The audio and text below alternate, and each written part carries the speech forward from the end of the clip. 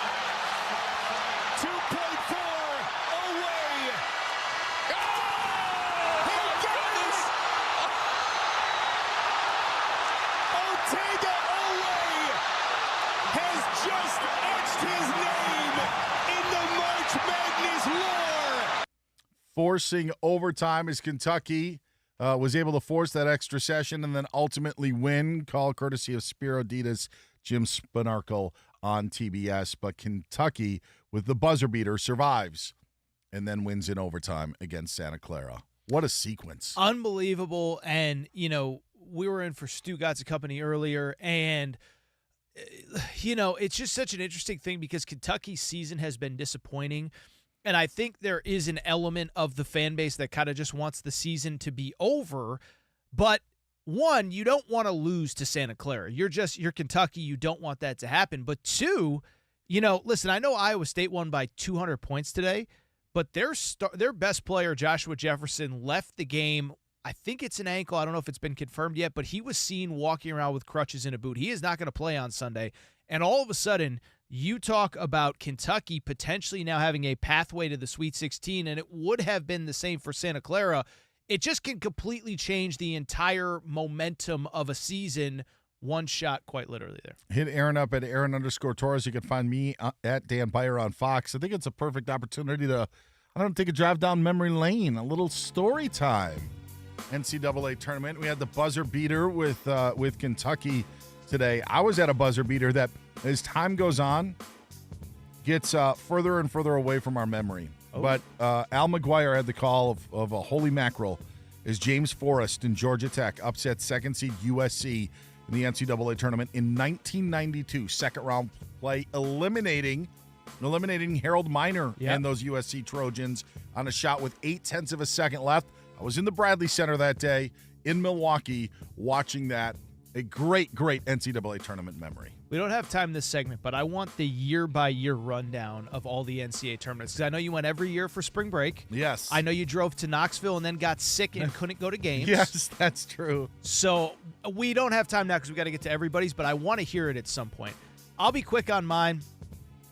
Was scrolling through Instagram the other day. They had a great reel of famous coaches' debuts. So you go back to Calipari at UMass. You go back to Coach K a million years ago. Tom Izzo made his NCAA tournament debut at a little regional in Hartford, Connecticut, the Hartford Civic Center in 1998. I remembered Michigan State being in that regional because I was there growing up as a young college basketball fan in Hartford, Connecticut. Had zero idea that it was Tom Izzo's NCAA tournament debut. By the way, fun regional. UNC with Vince Carter and Antoine Jameson were there. Princeton, remember Princeton had about that 3-year run? They were there.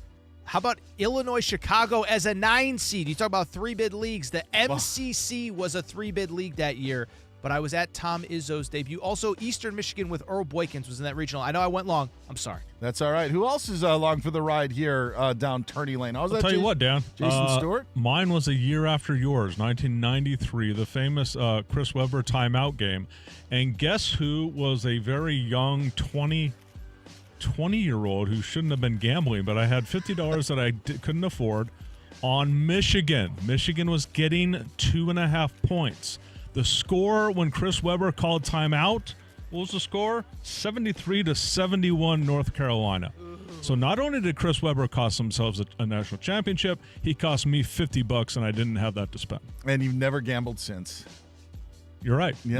Never was in the last, 30 years? With Scott Van Pelt, imagine that. Isaac Lowenkron, you got a quick tourney memory? Christian Laettner shot. I was in junior high. I was in the bar of a Chinese restaurant watching it on TV when that shot went through. I remember it to this day. And thanks to this game moments ago, I learned that Chinese restaurant, which was really good, by the way, is unfortunately now a Trader Joe's. Oh, probably had the same amount of parking.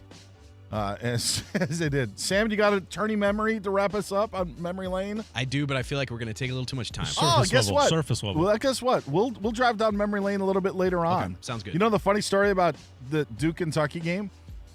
Ohio State played Michigan the next day, and that's all that I was focused on. Like, I remember watching the game, but it was more about Ohio State having the opportunity to go to the Final Four, which they didn't, losing to the Fab Five in overtime. But I remember watching that game and then that being the next day.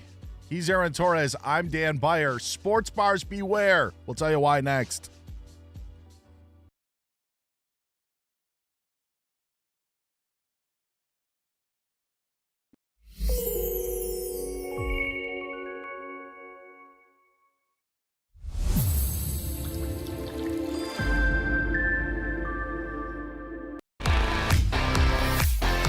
It's Covino and Rich on Fox Sports Radio. Are you ready? Yes! We talk about pop culture, we talk about sports, we talk about life. It's a friendship on the radio. When you talk about the best athlete in the world, you're probably thinking Jim Thorpe, right? I'm thinking joking. Bo Jackson. I'd have to throw myself at the age of 12 into the conversation. You are the home run champion. When you find the commonality between sports and life, those analogies and conversations are the best. You were dating some girl, and you were like, "Hey, babe, let's watch The Sixth Sense." Her mom walked in.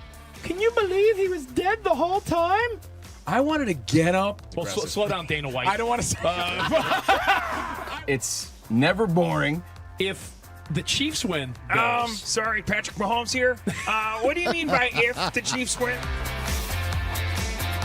Our friendship is real. It's authentic. You can't fake the fun. we're the type of guys you'd want to hang out with at a sports bar. Best way to pick someone up at a bar? Yeah. Go up to a cute girl and say, "Oh, look at that bozo over there," and I'll point to you. We could make fun of each other, poke each other a little bit. I call him Blubber Lips, Rich Davis, because he never stops talking. He thinks he's the Mexican Fonz. Yeah.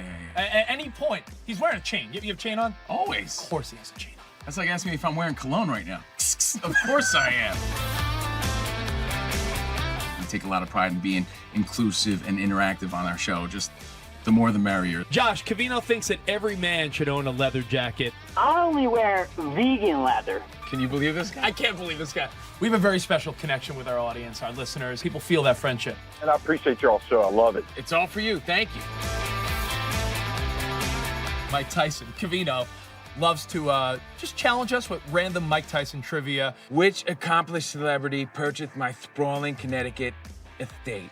I'm going to go 50 Cent. You are absolutely correct. 50 Cent. I love his song. You can't schedule a big event during can't. a big sports moment. My family member scheduled their wedding the same night as a Julio Cesar Chavez fight. Everyone was glued to that fight instead of doing the electric slide. This is weak. Unbelievable. You're very tricky. America, you got sports, you got fun, you got us. Covino and Rich. We're crushing it.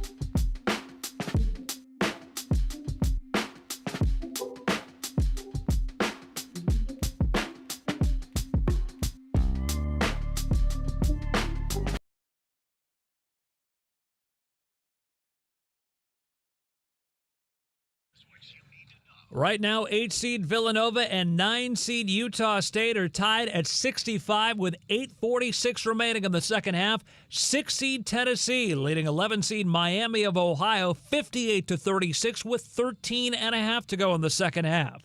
4-seed Alabama over 13-seed Hofstra 90-70. 2-seed Iowa State trounced 15-seed Tennessee State 108-74. 7-seed Kentucky beat 10-seed Santa Clara in overtime 89-84. Kentucky's Otega Owe forcing OT with a 32-footer at the second half buzzer. 3-seed Virginia over 14-seed Wright State 82-73. 5-seed Texas Tech defeated 12-seed Akron 91-71. 1-seed Arizona over 16-seed Long Island 92-58. I'm Isaac Lowenkron.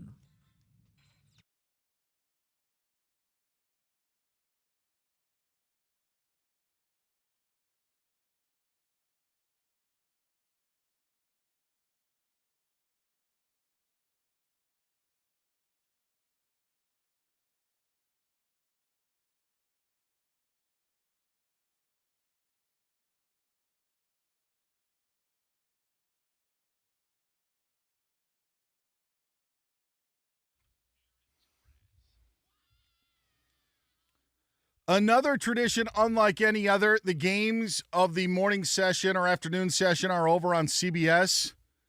So Price is Right and then the afternoon talk shows end up taking over. Drew is on. This is not a comment. Don't worry, Iowa Sam, nothing personal. But it's like any place. I always loved when bars would have games on. Oh, yeah. And then it's a Saturday night, and it's 11 o'clock, and no one has changed the channel. Oh, yeah. 100%. So it's just you're watching sitcoms on silent as it continues throughout the night. That's what happens on tournament time when the games on CBS are done. You watch the rescheduled Price is Right, and then you watch the talk shows. Yeah. Drew, I don't know if she's featuring, Grant McCasland or anything. Probably not. That would be fun if they did like the crossover and just put on super generic college basketball guests. Like, oh, Drew Barrymore's guests today include, I was going to say Aiden Holloway, but that was just the first thing that actually would be a great interview. I would tune into that. I'm not sure of anything else. That was the first sit down that he did. He's like, you know what? I could do ESPN. I could do 60 Minutes. I'm going to do Drew. Did you purposely get rid of the ounce? Was that planned? He's Aaron Torres. I'm Dan Beyer. Your next success. I got like 4 hours of sleep last night. Your next success can begin sooner than you think. Put your goals within reach at University of Maryland Global Campus, an accredited state university. Undergraduate and most graduate classes start soon. Learn more at umgc.edu. That's umgc.edu. I know those on the East Coast probably already got their prices right fixed because the CBS coverage doesn't begin until noon Eastern time. However, for us on the West Coast, Price is Right is preempted because of the tournament, so they just air it after the games are done. And then we'll slide into the schedule coming up in 57 minutes of the evening slate of games in the NCAA tournament. Yeah, I'm still on who is like the most generic college basketball guest that she could get today. Like, oh, Ryan Odom joins the show to break down his opening round win. Yeah, that would be that would be awesome. That would be great. Joining us after Sydney Sweeney, here's Virginia head coach Ryan Odom. Exactly. Tonight, people will be going to sports bars, taking in the action. Maybe someone's alma mater. Maybe they just want to go have a Friday night out with the games on and enjoy the game. That's totally fine. There's something that's happening that is about to change your viewing experience when you go to an establishment. DirecTV, since Sunday Ticket changed to YouTube, was in the business of still providing the NFL Sunday Ticket through DirecTV antennas, boxes, however you will, to those dishes, through those companies, to those bars. You could get the NFL Sunday Ticket games for the last 2 seasons, even if you didn't have YouTube TV. You had to get a specific special account for these establishments, but that would then allow you to air all of the games on all of the different TVs. So like if you're at home, you may have a Genie, you may have DirecTV, and you may have boxes in different rooms, but when you're at a sports bar, you don't have that luxury, and DirecTV is not going to have you just pay for one subscription. If you've got 40 TVs throughout the establishment, you need to have a business account. And for so many years, it was DirecTV having not only the NFL package, they've got NBA League Pass, they've got Major League Baseball. That is now going by the wayside, as a report from Sportico says that the NFL Sunday Ticket will no longer be appearing through DirecTV at those establishments. Doesn't affect someone like Jason Stewart, who has YouTube TV and has the Sunday Ticket at home. He could watch it at home.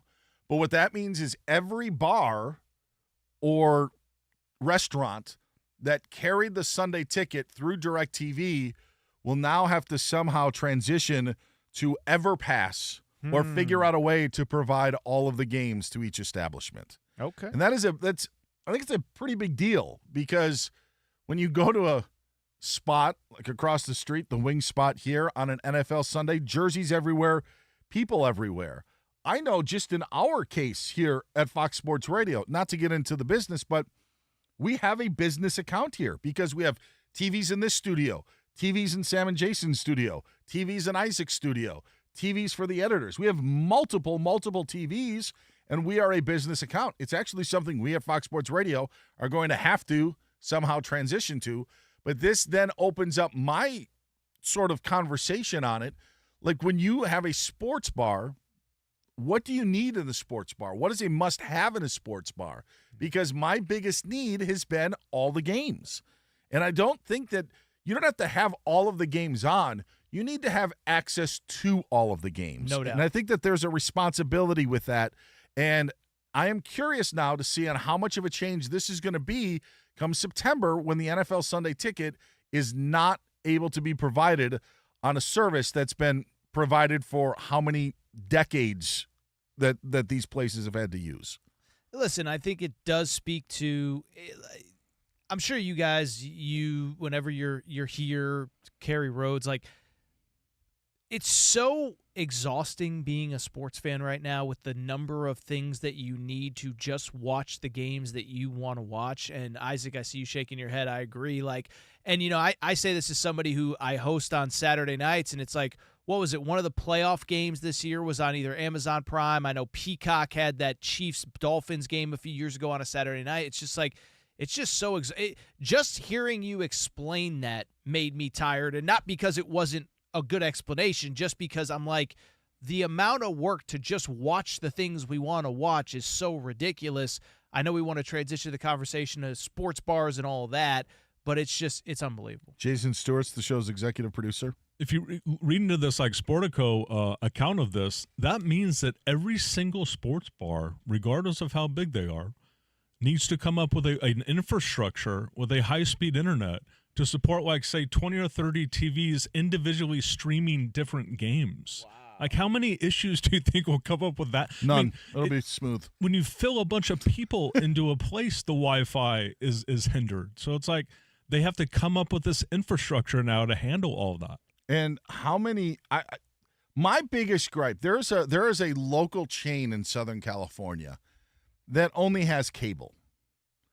It bothers me so much because they can get away with it. Sure. You know why they could get away with it? Because when guys are done with work or a family's out, they want to see the Dodger game. So guess what? The Dodgers are on the cable provider, or they want to see the Laker game, or they want to see the Kings game. Whatever local thing that they do, they could get away with it because it's a local broadcast. That's the establishments, I think, need to have all of the options. Sure. If I go to a place, and a popular wing place, and say, hey, I want to watch, and now luckily with the NCAA tournament, we don't have it, but I'll just use an NFL game. Hey, I want to watch, Titans Jaguars. It's not on local TV. There are obviously some that don't have it, and everybody produced the, hey, we've got Sunday Ticket, come here, and it was a big boost for them. Yep. I think all establishments should. Like, I think that's just a price for your customer and consumer to have those sort of options. And I get so mad because on nights that the Lakers, the rare nights that the Dodgers aren't playing in the summer, there's just nothing on TV of any relevance, and no one's paying any attention to it, but I care. So then you got to ask a waitress or a waiter and say, can you get that TV above that booth to put it on ESPN2 because there's a game that I want to watch? The guy who knows how to use the equipment is not working that night. So then the manager comes in, has no idea. You see the other TVs being changed. No one knows the number that ESPN. So now figure out what this is going to be like with this whole new infrastructure. Like, this is going to be so annoying. And I know it's technology, and I know that it was just a matter of time. But now to have to deal with this, I'm curious what's going to happen with League Pass, which is, our team's our place is going to be keeping Sunday their direct TVs because for the NBA League Pass, probably not. No. By the way, I had a very similar experience to what you just referenced 2 nights ago. It was the night Miami of Ohio was playing SMU, and there's one of those grocery stores that has like a bar attached to it, and it's light snacks, light food, light beverages, but I knew I was going to be working a lot these next few days, and so I told my wife I guess it would have been Wednesday night. I said, let's just go walk across the street, let's get a drink, let's chill out. But it was the Miami of Ohio SMU game, and I was like, well, I want to watch it. And so I got the lazy, angry bartender that didn't want to change the channel. I was like, yeah, there's a game on True TV. Do you think you can help me? Oh, we don't get that. I'm like, you get True TV. You just don't think you get True TV because nobody has ever asked for True TV? I go, I'm 100% and I actually, thankfully, they had the same cable package that I did. I go, yeah, but maybe just try like in the 112 range. And then he comes, oh, I guess we get it. I'm like, yeah, you get it. But so especially being a college hoops guy in L.A., college football guy in L.A., like you said, if it's not Lakers, if it's not Dodgers, nobody really cares that much. So I'm the guy that's like, oh, St. Mary's Santa Clara's on tonight. Let's get that on a TV on ESPNU, and people get mad at me quite a bit. So listen, I'll name names here. I love Buffalo Wild Wings. Okay, I was gonna say. But you want to know why I also love Buffalo Wild Wings? Is because if there's a game on, yes, I know I can go there and it's 100%. Going to be available. Yes.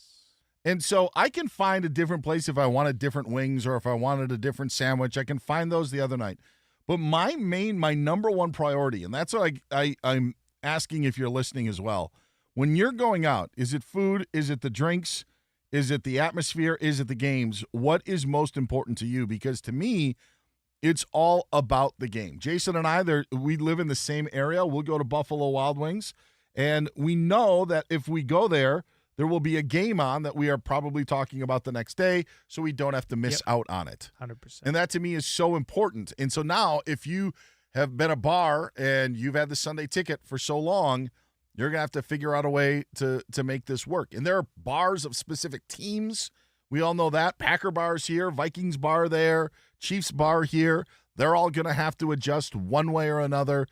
This is a huge, huge deal that I don't think people necessarily care about, but affect a lot more people than you would realize. Well, you say you don't care until you can't get the game that you want. And that's, it's funny you mentioned the Buffalo Wild Wings thing because I give them credit. Like, that's part of the brand is like whatever game you want, if it is being televised, we will find it for you. And I think I've told this before, but, my father-in-law is, he's from Central America. He loves soccer and these random soccer games. And he's like, nope, it's on TV. We got to find it. And I give credit. Never had an issue at Buffalo Wild Wings. If it's on TV, if it's being broadcast, they find it. And it might not be on the main TV, but they put it on, and that's one of their selling points. Is that most important for you, just having the games? Yes. Oh, for me, yeah. I would change restaurant. I change restaurants if they don't have the game. Yeah. Like, that's the reason, not because I'm like, oh, I don't want to eat, garlic Parmesan wings tonight. Like, I would have known that I could get wings at any other place. It's having the game that's the most important. I will tell you, let me put it this way. Unless you're Ruth Chris, if you are anything below 5-star dining, if you have a bar area with a TV, I actually believe it should be obligation to be aware of what is going on in sports and appease your audience. Like you said, there's nothing more annoying than going into like a second-tier place that, the food isn't going to be amazing, but you just kind of want to go for the ambiance, to relax, have a drink, do whatever. And then, like you said, I'm getting a 25-year-old episode of Friends on at 7 p.m. when there's clearly a game that should be on that TV. I think it should be the way that you open a door for grandma. When you show up at a bar, get whatever the biggest game is on in that moment. Sorry. I will also add this. That's all right. The Amazon games were also via DirecTV. Okay. So if you didn't have Amazon Prime, you could, at a business establishment, you still would get Thursday Night Football. And there's a difference, just because we're talking restaurants here.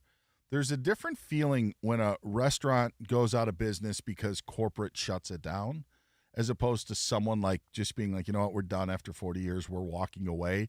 There's more of like a sad finality, of the family walking away, as opposed to this is a corporate decision. I'm going to fight back. There's still hope we can change the system.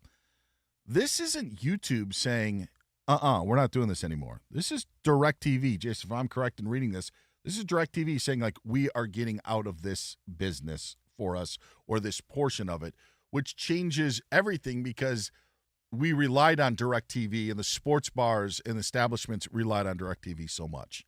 Yeah. And so there's gonna be no change, and it's EverPass here that's the one that's gonna be the ones that are gonna have to then deal with it. But it's DirecTV. Like, if DirecTV said like we'll do this in 2029, then we'd have a little bit of leeway. But them just cutting it off now, what feels like cold turkey, is a tough pill to swallow. So I just have to think that there's like this tradition that has been established for the last 25 years, however long this Sunday ticket has existed. It was the coolest thing when it came out, and it had a great run. And I just have to believe, and we've mentioned a couple times on the show today, that when us living in LA maybe gives us a more sheltered look at life because we have so many options. But I just have to believe that there are many corners of this country where it's a tradition for somebody to walk down to the corner bar and watch their football games. And that corner bar has had DirecTV and an arrangement. And now they're going to have to completely do another undertaking with the costs involved. I'm guessing there's going to be bars that are going to be like, I'm sorry, we just can't do it. And that saddens me. I think there will be bars that will willingly and happily do this. Maybe not happily, but are willing to do it and will be ahead of the game. I'm just wondering what happens a month outside the start of the season, and if you can switch it and change it like that. Because then I think that there are people that are going to be caught up and being like, all right, we're not going to do that because we didn't realize that this change was happening, and they'll just throw their hands up and leave it be. But to have a few months in advance, at least, to be able to change this certainly helps. I just am curious if everybody is going to know about it. No, and to the opposite of the point that Jay Stu just made about the bar owner, I just feel bad, like I said, for the bar consumer, and just the number of different things to just watch your team. I mean, I'll give you an example as a UConn fan. It was like there were games on Peacock, there were games on Fox, there was games on ESPN Plus, maybe, I can't remember, but it's just so much work, and it's like, Jay Stu was talking about the bar owner that's got to change the whole system, but what about the bar patron that knew that they could count on that bar that now is like, how do I watch football? Listen, we're Big Ten. Iowa Sam and I are Big Ten guys. Sure. It's the same dilemma, and I blame the Big Ten. For as much, and I'm sitting here talking, we're on Fox Sports Radio, but the Big Ten's different deals with Fox, with CBS, and with NBC don't make it the easiest watch. And while that ESPN SEC connection may seem like a bit of a monopoly, and ESPN I do think they lean towards the SEC and their investment in it. It's a lot easier for their people to watch the product of their teams, as opposed to someone of the Big Ten that's moving here, there, and everywhere. I went on this rant. I forget if it was the NBA or if it was the Big East or the Big Ten or whatever. But at some point, somebody has to take a few less dollars and look out for the fan, and maybe it just never happens. But it's like, I think it was the Big East, because it's like, it was, so they have NBC Peacock, and it's mostly Peacock. It's Fox, and then it's Turner. But how about this, Dan Beyer? It's not always the same Turner network. So sometimes it is True TV. Sometimes it is TNT. And it's like, there's three different, it's Turner bingo where you're just rolling the dice. And I guess today we're on TNT. Okay, cool. And tomorrow we're on coming after, Impractical Jokers on True TV. And it's just like, I'm sound like I'm an old man, but it's too much. It's going to change, but I want games first. I don't care what the food tastes like. I mean, Jason and I went to eat during the Super Bowl week in San Francisco. You know that place didn't have satellite, right? Like they couldn't have. They had 2 hockey games up, and only one of them was the Sharks.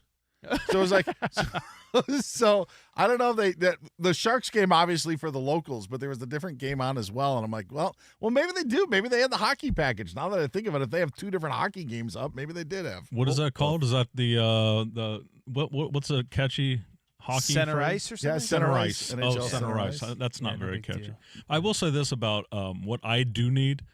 Not only do I need a great vantage point, so I need a place that I know has a great vantage point of the games, but I need that waiter or waitress to be on point with the refills. If I'm not drinking beer, then I just want my unlimited refills of either iced tea or Coke or whatever, and keep it coming. That's a big thing for me. I'll tell you where I get nervous is if I ask to change a game, that the person that doesn't necessarily know how to do it is going to change the game of a game that's going on, and then you hear the people watching that game, whoa, what, whatever, and it's all because I wanted to watch something on channel 610. Like, that's what it was. Like, the Big Ten game on the Big Ten Network, I needed them to change it, and people are, because I don't have the trust in the person who's operating the remote control. By the way, now that we talk about it, I just realized I just had an incident very related to this yesterday. So somehow the topic so you and I filled in for Covino and Rich yesterday, and I mentioned to my wife, I said, Fox was nice enough to get us Buffalo Wild Wings. And my wife goes, I haven't had Buffalo Wild Wings in a while. And I said, why don't you meet me down after work tomorrow? I'm doing Covino and Rich. We'll go over, we'll watch the games. She goes, you could just pick up some Buffalo Wild Wings. I'm like, no, the whole point is to eat the wings while watching the games. I can eat wings at my house 7 days a week. There's only one Friday a year that I can watch 4 screens of college basketball. I was like, talk about missing the plot line, sweetheart. I'm sorry. You've turned into DoorDash. That's what you have done for your wife. You are DoorDash for your wife. By the way, we do need to applaud for those that with the NCAA tournament, and we've had this format now for probably at least a decade. But remember when we couldn't watch all the games? I saw a tweet earlier today. Somebody said there was a time where you were at the mercy of what your local CBS affiliate wanted to show via games. And I remember I've gone to bars when the local game wasn't being shown and watched. 1999, Ohio State was playing Auburn in the regional semifinals and was not on locally in the Sweet 16, and I had to go to an establishment and end up finding. Let me put a bow on that. Nothing more annoying than when they would stay on the game that was clearly finished with another good one coming down to the wire for like 4 minutes too long. Like, what are we doing? This game's over. Can you get me to that other game that's good? Anyway. The current setup is so fan-friendly. He is Aaron Torres. I'm Dan Beyer. If you missed any of today's show, you'll want to catch the podcast. Just search Covino and Rich wherever you get your podcasts. Right after the show, today's podcast will be posted. Be sure to follow the podcast, rate it 5 stars, and you can even provide a review. Again, just search Covino and Rich wherever you get your podcast, and you'll find today's full show and a best-of version posted right after the end of the show. I think there may be something going on with our chat, our live feed. I don't know if we need a password or something. I don't have it. I don't know. Do we have it? Anybody? I don't know. If you can help us out, that would be great. But we are broadcasting live on YouTube. We can get all the games right that now. we want here, though. Yes, That's good. yes, we do. I don't know if Miami of Ohio wants us to see what's happening. Down 18 to Tennessee with 3 minutes to go. Utah State and Villanova in a tight one with 2 minutes left. Isaac will have details coming up in about 6 minutes or so. Coming up next, there's more dysfunction with one NBA team than you could believe. He's Aaron. I'm Dan. That's next here on Fox Sports Radio. Is your business struggling to find qualified candidates? You're not alone. Nearly half of hiring decision makers say finding top talent is their biggest challenge. And with the average cost per hire nearing $4,700, every new employee is an investment. How about hiring differently? Let Express Employment Professionals streamline your hiring process, saving you time and money. Get started at expresspros.com. There are hidden costs with hiring, like lost productivity, endless interviews, and the impact on team morale can add up fast. With Express, hiring is more efficient. Visit expresspros.com to find the location nearest you. Expert recruiters at Express have a local network of talent ready to go to work. Keep people at the center of your hiring process with your local Express team. Don't let turnover slow you down. Focus on growing your business while Express finds the talent you need to succeed. From the warehouse to the front office, Express staffs all jobs. Whether you need contract workers or new full-time staff members, fast-track hiring with Express. Visit expresspros.com today. Express Employment Professionals, building your workforce, supporting your success.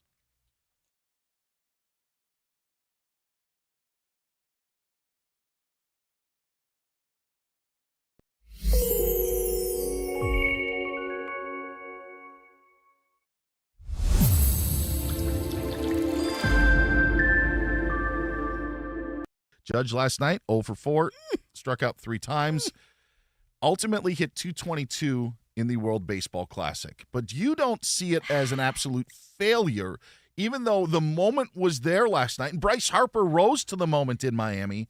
Aaron Judge failed to do so, but you don't think that it's an ultimate failure on Judge's part. I guess I'm not being as harsh about it as everyone else is for a couple of reasons. I think Aaron Judge is looked at only as a hitter. And he doesn't get the credit that he should for what he does on the field. And so when you look at him and he's only striking out, you're like, that's what you're supposed to be doing. But it's like he does more than that. And very, very disappointing. Batting .222, I think that's exactly what he batted in the World Series against the Dodgers, .222. So it's like in the biggest stages, he's fallen a little flat. Jason Stewart, have you given Aaron Judge a fair shake in all of this? Because I feel like you're on the opposite side of things when looking at Aaron Judge's performance for Team USA in this World Baseball Classic. Yeah, I think he choked. I think he choked in this WBC. Do you remember back in October, Dan, when you, me, and Doug Gottlieb were talking about the signature postseason moment that Aaron Judge had when he hit that 3-run homer in the ALDS Game 3. Yes. That's his signature moment. People will be remembering about this for years. Was it like the 5th inning, too? Yeah. Like, wasn't it? Yeah. Doug was like, that's his signature moment. And me and you were like, I hope not. If that's his signature moment, that says a lot about his failures on the biggest stage. You want to know why I have a difficult time putting it on Aaron Judge? Because I think that we could take the numbers, we could take what he said. The reason I have a hard time doing it is because he was there. That's a great point. So like he showed up, he played, and it feels a little Chris Rock a bit like, what do you want, a cookie for doing what you're supposed to do? Right. But they didn't have to do this. Like we just mentioned, Tarek Skubal didn't necessarily have to do this. Not every player had to do this. And I feel in a way, and I'm sorry to do this, I'm going to bring the NBA into this, but we don't take all-star game appearances into equations when we talk about who's the best player in the NBA, right? Because we don't care about the all-star game. I'm not saying that this is the all-star game. We don't do it for Major League Baseball either.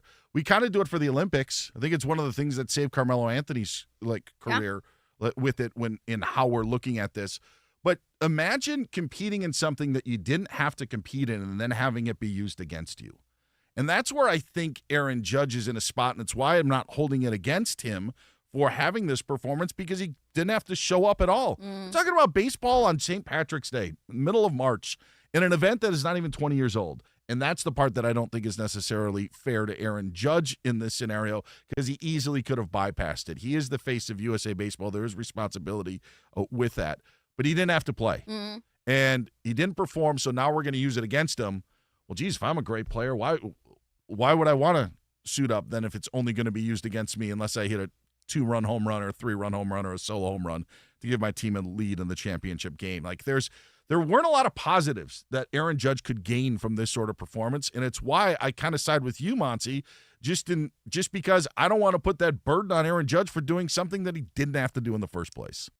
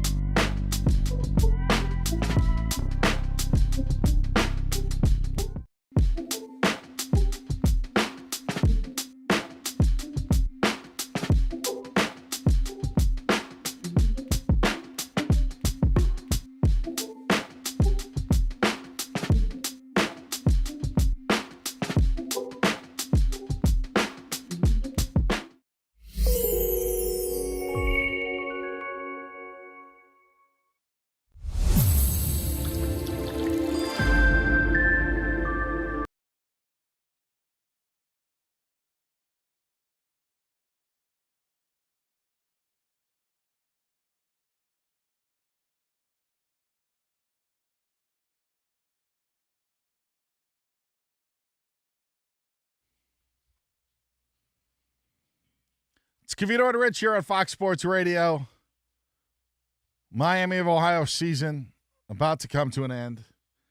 Another thrilling game in San Diego. Isaac Lowenkron's going to give us the details on that in just a second. He's also going to have some audio from this Utah State-Villanova game that we had to wait till the end of the game to be able to play. And so we're going to hear from that from Isaac in just a little bit. Professional wrestling fans, the action continues every week. TNA Thursday Night Impact every week. Don't miss the adrenaline, the drama, and the total nonstop action as you watch your favorite TNA wrestling stars. For showtimes and more information, visit TNAWrestling.com. Let's jump to the news desk with Isaac Lowenkron giving us the latest of what is happening, as it looks like it's a final in Philadelphia as well. What's going on, Isaac? Yes, it is just going final as we speak. 6-seed Tennessee closing out a 78-56 win over 11-seed Miami, Ohio. 9-seed Utah State has just eliminated 8-seed Villanova 86-76 as Utah State's Mason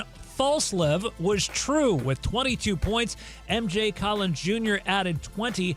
Now, during the first half of this game, in an in-game interview on TNT with Lauren Shihadi, Villanova head coach Kevin Willard had some strong words about his own coaching staff. Listen. Coach, 16 paid points for Utah State. How do you keep them out? I'm going to fire my staff because we've... Not now. Yeah, I am, because we've given up 8 points on underneath that out-of-bounds defense. So the only thing I'm going to do is fire them and get a new staff. All right, go do that now. Bye, Coach. We're losing people by the second. No word yet on what Willard plans to say after the game. At least he wasn't asked about the Villanova job this year. So at least he wasn't inside college basketball. Fox Sports Radio's Dan Beyer, seeing the glass half full.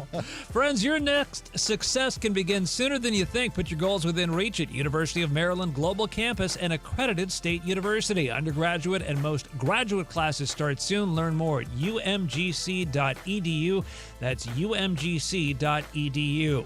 4-seed Alabama defeated 13-seed Hofstra 90-70. 2-seed Iowa State over 15-seed Tennessee State, 108-74. 7-seed Kentucky beating 10-seed Santa Clara in overtime, 89-84, as Kentucky's Otega Owe forced OT with a 32-footer at the second half buzzer.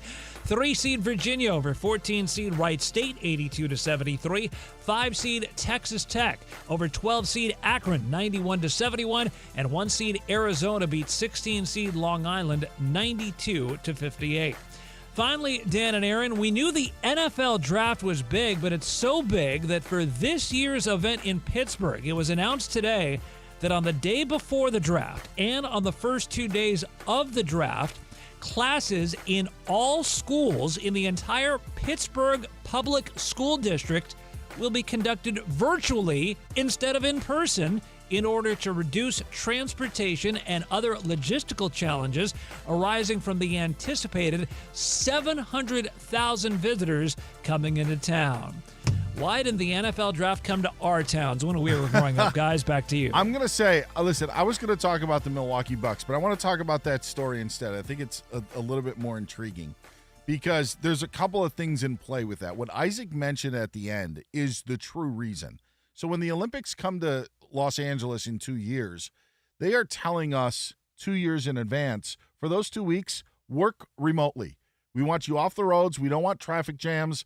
There's not going to be parking at any venues for these events. There's going to be but they just kind of want everybody to stay away. But what Adam Schefter did, I think it's dirty pool.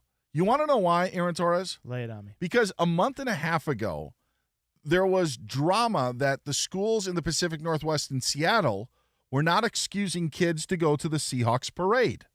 Remember that drama? Like, oh, of course, you Seahawks win a Super Bowl, you're not going to let the kids out of school. It's a great story for any parent or brother. Took my kid out of school so we could go to the Seahawks parade. Remember that? How awesome that is? Of course. That's the cool story of it. What this is making it sound like is that Pittsburgh loves football more than anybody else. That's how much Pittsburgh loves football. By the way, they're not canceling classes. They're just saying stay off the road. And that's the part that kind of irks me because it was a big deal. People were having talk show conversations about what to do, go to school or go to the parade if you were a Seahawks fan.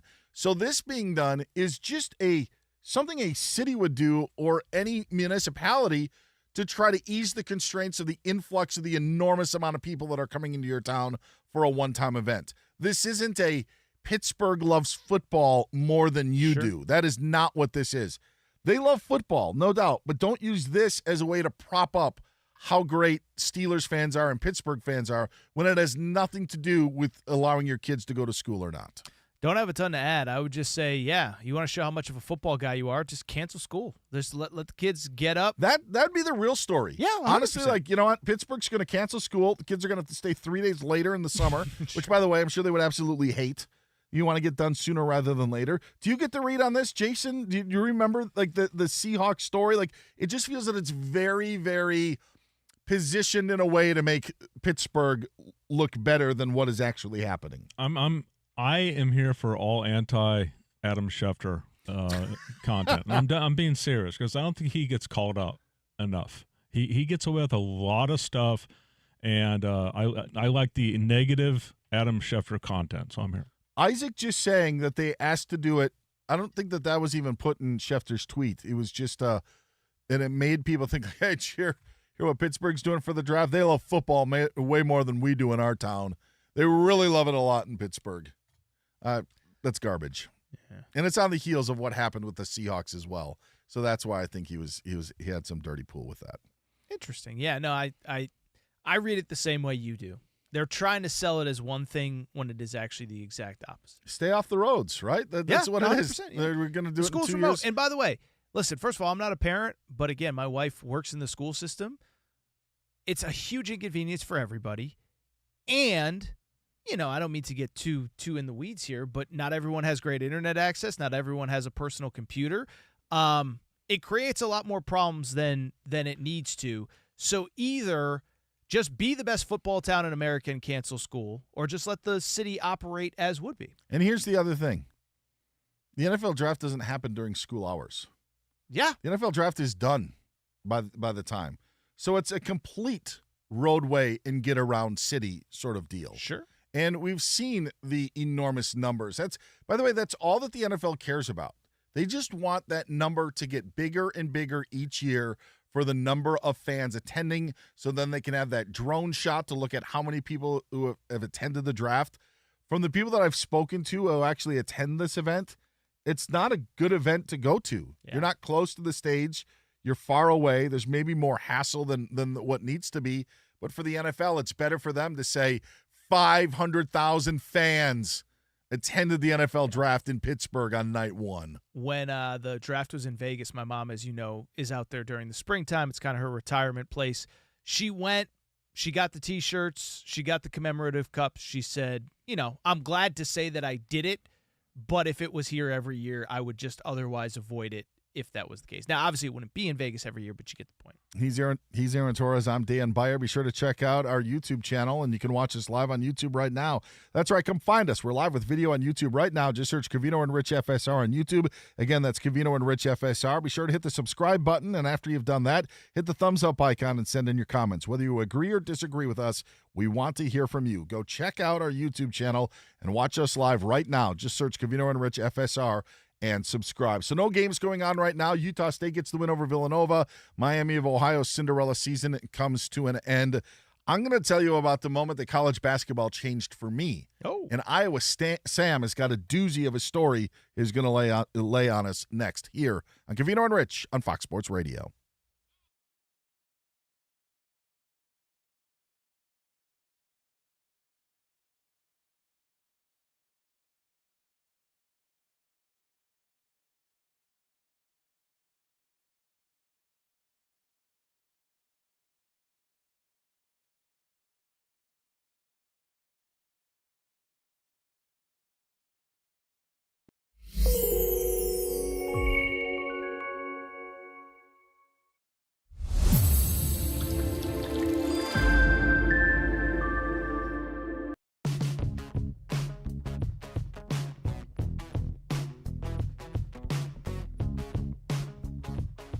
Bam Adebayo. Bam Adebayo, 83 I say points. Bayou. Yeah, he's not living out in the Bayou. bayou. There's no bayou involved. He's living. Bam's in the out of bayou. Bam on the bayou. Bam out of bayou had 83 points, and again, not known for being a high-scoring NBA player. 20 of 43, 36 of 43 from the foul line, 7 for 22 when it came to 3 points against a Wizards team that kind of stinks. I mean, really stinks. I mean, and that's part of the criticism. They might as well have had Dumbledore on the court. But I mean, they're he wizards. still- Harry Potter was out there. He still did it. Yeah. You know, and by the way, the people that are mad about the Kobe thing, that's such a non-story, and that comes from a place of high respect and high regard for Kobe Bryant. Kobe Bryant didn't hold the record. He was in second. Why do people not grasp Like that? you can't get mad at second place. He I don't know. It's surpassed weird. It's like the second place guy. It's not like Kobe Bryant was the record holder and he beat him in a weak performance, in a weak circumstance. No, that's not what happened. He just No. surpassed him as number 2 now. Imagine being behind like Wilt Chamberlain. Imagine being like, oh man, you were voted second in the Cy Young instead of the third. Like, I don't know. And by the way, like everyone's second place. okay with Wilt Chamberlain having the 100 points, right? Hello, Fox Sports Radio. There's Can so I take your much order? controversy as to how he scored those 100 points. No one even knows how many blocked shots he had in that game, right? And who was he playing against? But everyone acknowledges that he had 100 points. So if we're going to acknowledge that he had 100 points, Yeah. then it doesn't matter how Bam scored his 83. Yeah. He had 83. Yeah. I mean, the reality is it's angry Kobe fans, and I get it. It really is.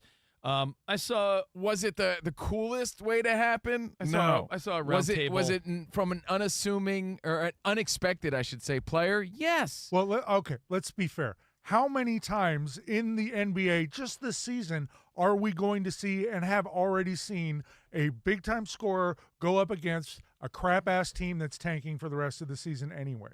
So you talk about the Wizards being a terrible team who aren't – like, that happens every day in the league. Still takes a lot to score 83 It points. still takes a damn lot to score 83 points. And frankly, I have to believe, and I'm a huge Laker fan myself, and I'm a Kobe guy, I have to think that Kobe would have had absolutely no problem with any of this.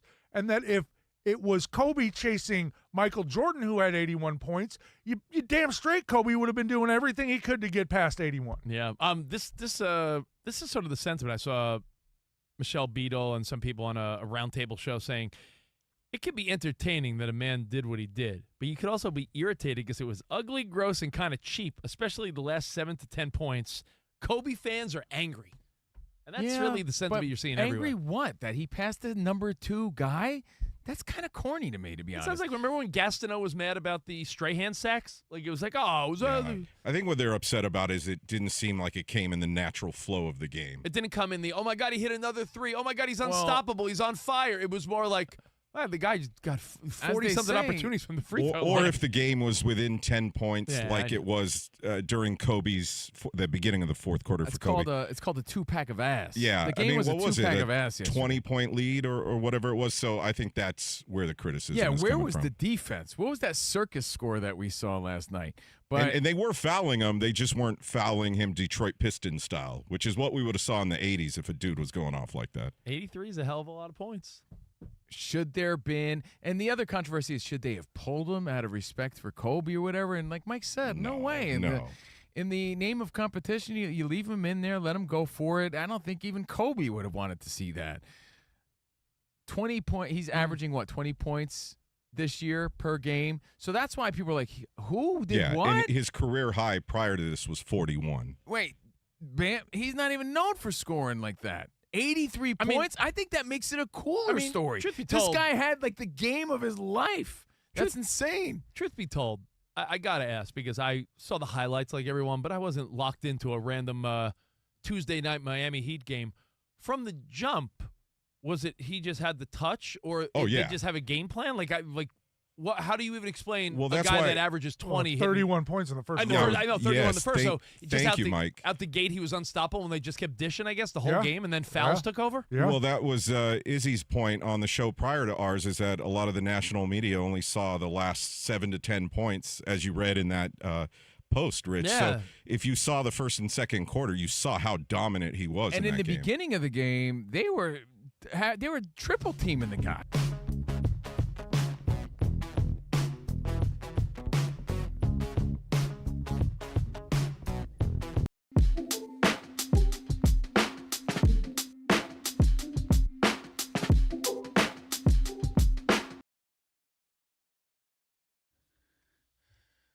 Covino and Rich here on Fox Sports Radio. 24 games in, 8 more left in the first round of the NCAA tournament. He's Aaron Torres. I'm Dan Beyer. Your next success can begin sooner than you think. Put your goals within reach at University of Maryland Global Campus, an accredited state university. Undergraduate and most graduate classes start soon. Learn more at umgc.edu. That's umgc.edu. So 24 games in. Do you know how many double-digit seeds we've got advancing? It's not a trivia question. I just think it lays out to what we've seen so far in this tournament. I've only seen 2 that I can think of off the top of my head. And that's all right because there's 4. There's Texas A&M was the 10 seed beating St. Mary's. Texas. That was the one I forgot. VCU and High Point. Yeah. Yes. I remembered VCU and High Point. And then as you said 4, I said, oh, Texas. They're an 11 seed. The Midwest region is done with their first round games. 1, 2, 3, 4, 5, 6, 7, 9 advance. Everybody in line in the Midwest region, where I think people had more carnage maybe than other spots because of Santa Clara, because of Akron and Texas Tech, and then the Alabama situation, who's we talked about. Which we established cannot be a Cinderella story. When you lose your second best player to drug charges, even if you go on a run, you cannot be deemed a Cinderella. Speaking of stories in the NCAA tournament, we go down memory lane, and it's story time. As Iowa Sam is not only jacked up about the Iowa Hawkeyes about to tip off in an 8-9 matchup. By the way, if Iowa wins tonight, all 9 seeds would have won in the NCAA tournament. Clemson is the last hope of the 8 seeds. Looking back on memory lane, Iowa Sam, how far are you taking us back? We're going back to 2006. This is the 20th anniversary of a game for Iowa men's hoops that will live in infamy. It'll live on in my memory forever. It's impossible to forget. Let's start with a little backstory here. This is the 05-06 Iowa men's basketball season. This is Steve Alford as the head coach, former Indiana great, current head coach at Nevada. Iowa was undefeated at home, which is pretty tough to do these days. Undefeated at home. I was at a number of those games because I was a student at the time. Incredible home run. Iowa goes on to win the Big Ten Tournament Championship. They had guys like Greg Bruner, the rebound gobbler, Jeff Horner, Adam Haluska, Eric Hansen, Doug Thomas. He was the Big Ten's 6th man of the year. Iowa goes into the 2006 NCAAs as a 3 seed with a 25-8 record, brimming with confidence. And the fans are brimming with confidence as well. Their opponent, the Northwestern State Demons, champions of the Southland Conference. Northwestern State down there in Louisiana. And they were indeed demons that day. I'm at legendary wing and beer spot, The Vine in Coralville, Iowa, which is probably a 15-minute walk from Carver Hawkeye Arena, where Iowa plays its games. I'm there with my buddies. The vibes are immaculate. The anticipation cannot be topped. Fast forward, Iowa has a 17-point lead with 8 minutes and 30 seconds to go. Everything going as planned for the first round of the NCAA tournament. A team that has plans to go deep into the tournament. Then the Demons start chipping away, and Iowa is running out of gas. We fast forward to just a few seconds left. Just a few seconds left in the game, and Iowa has a 63-61 lead. They're clinging to life. Then Jermaine Wallace of Northwestern State goes to the corner, nails a 3 with 1 second remaining. The comeback is complete. Iowa heaves a desperation shot. No good. Northwestern State, the 14 seed, wins 64-63, and Iowa's dream season is dashed. A day that will live in Iowa infamy. You know what's crazy about that? Oh.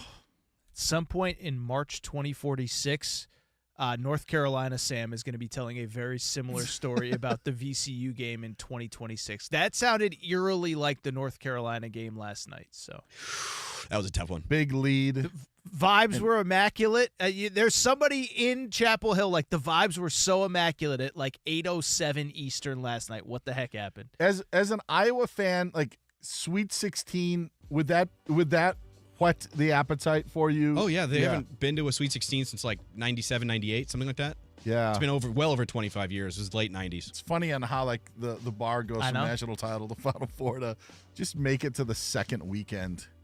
Well, it's crazy, like these great programs like Georgetown right now. It's just like they made this Final Four in 07, I think. So, like, it wasn't that long ago. Now it's like, can we just make a tournament? Can we just finish like third in the Big East? Is that too much to ask? So John Thompson III coached that Georgetown team. And I remember because my media seat, not only because they played Ohio State in the national semifinal, my media seat was right up against the first row of the Georgetown section. Okay. And so the Thompson family was like behind me and just giving it to the refs the entire game. Just on their case. And it's right in our ear, but they were. Did that include JT too or no? His dad? No, I think he was doing the broadcast. Sure, but did that team have to beat? No, that was UConn. They had Roy Hibbert. Yeah, that's what I meant. UConn. They had Jeff Green as well, a part of that squad. He had some good squads, man. Yeah, it really did. Do you want to know? I got one more story from memory lane. I probably have told this to Aaron before, but I always like to share it. I was never an Indiana fan. Still not to this day. But in 1993, the first and second round games were in Indianapolis. Okay. And Indiana is the 1 seed. And now you probably have the first and second round game in Indianapolis be at Gainbridge Fieldhouse. That's probably where you would have it. But then at the RCA Dome, you had 35,000, and it's Indiana. And everybody's dressed in red. They're playing Wright State in a 116 game. And me and my friends from high school are there. And the Indiana Hoosiers run out on the floor, and the band's playing, and everybody's cheering. We're not Indiana fans. And then all of a sudden, it just goes to another level. Sure. Like the sound goes to another level. The people who weren't standing are now standing. Everyone is standing as Bob Knight walks out. Wow. And it completely just changed my view of Indiana basketball and what Bob Knight meant and how much he was Indiana basketball. And so now in a time where we don't have the legendary coaches really around anymore, I mean, Tom Izzo, like one of the last ones there, and he took over for a legendary coach in Judd Heathcote that Aaron saw Izzo's first game. It's just a different time.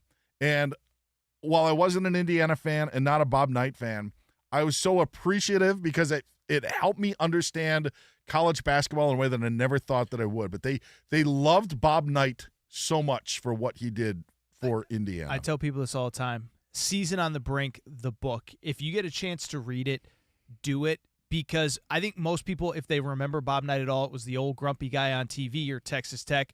That was like peak Bob Knight, and you really get a real glimpse behind the curtain of what made him so great. And that was the midnight. Yeah, there's a lot that comes with Bob Knight, now late Bob Knight, but yeah, it was a moment that I'll never forget as a college basketball fan. All right, so that's going to do it for us. For Covino and Rich, he is Aaron Torres. I'm Dan Beyer. Thanks to Isaac Lowenkron, Jason Stewart, and a great story, Iowa Sam. He said it was worth it. He needed the time. Northwestern State, that 314 upset. We haven't seen any 314 upsets in this tournament, maybe for another year. For Aaron Torres, I'm Dan Beyer. Covino and Rich are back on Monday on Fox.